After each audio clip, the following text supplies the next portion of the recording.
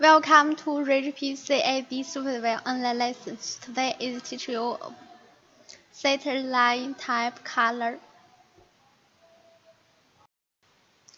Choose this button. If you want to change the line color, first choose the color. Then right-click the line.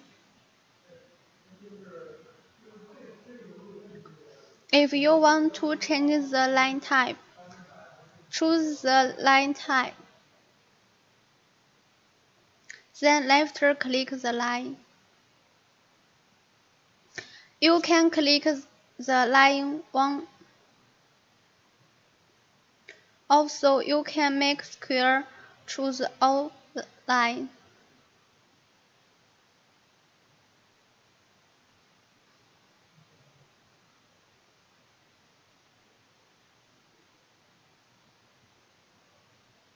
Okay, finish.